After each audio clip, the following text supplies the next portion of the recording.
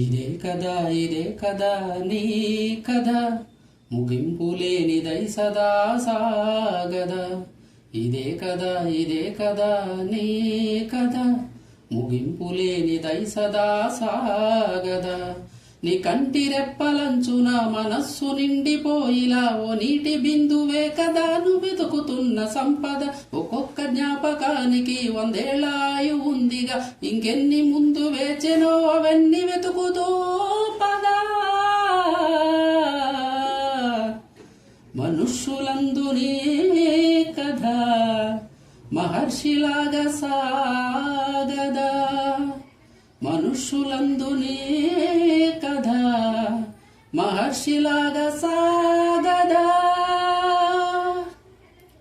ఇదే కదా నీ కథ ముగింపు లేనిదై సదా సాగదా.